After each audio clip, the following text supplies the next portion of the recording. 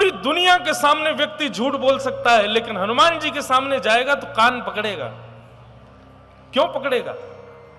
मैंने अपनी पत्नी से छुपा रखा है, मैंने अपने बच्चों से छुपाया है, मैंने सबसे छुपाया, लेकिन आप सब जानते हो महाराज, जिनको देखते ही सत्य छुप ना पावे वो भगवान है, वो परब्रह्म है, वो परमात्मा।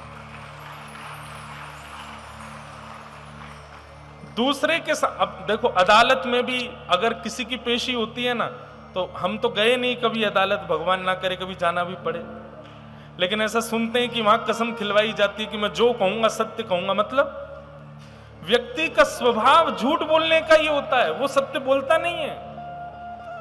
लेकिन एकमात्र ठाकुर जी का मंदिर ऐसा होता है, ठाकुर जी का दरबार ऐसा होता है, बालाजी का दरबार ऐसा होता है, वहां पर व्यक्ति चाहते हुए भी झूठ नहीं बोल सकता। हमारे महाराज जी पर्चा बनाते हैं, लोगों के लिए सब लिख देते हैं। कितने भी व्यक्ति ने अपने जीवन में कितने भी कांड किए हों, कितने भी गलत कर्म किए हों, कितना भी व्यक्ति कुछ भी गलत कर रखा हो, निश्चित है महाराज जी से नहीं छुपा सकता, क्योंकि उसको ये बात पता है कि मैं जो छुपाऊंगा ये लिख देने वाले हैं, क्या फायदा फिर। ठीक वैसे ही बंधुओं, ठाकुर जी के सामने आप अपने सत्य को छुपा नहीं सकते, प्रकट हो जाएगा।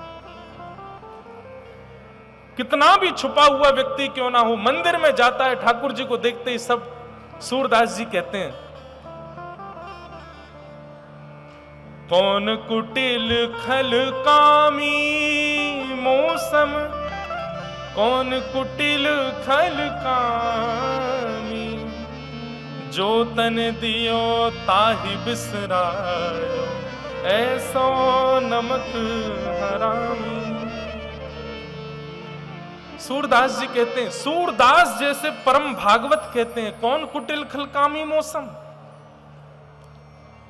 हम दुनिया के सामने बनावटी बन जाते हैं, अच्छे बन जाते हैं, दिखाएंगे ऐसे, नहीं हमारे अंदर तो ये दुर्गुण है ही नहीं, हम तो बहुत अच्छे हैं, हम तो वैसे हैं। लेकिन ठाकुर जी के सामने वास्तविकता प्रकट होती है कि हम कैसे हैं। इसलिए उनका सत्य स्वरूप माना गया। ठाकुर जी सत्य हैं, भगवान सत्य है। कितना भी झूठ बोला हो संसार में, लेकिन ठाकुर जी से नहीं छुपेगा, वो प्रकट होगा, इसलिए वो सत्य है।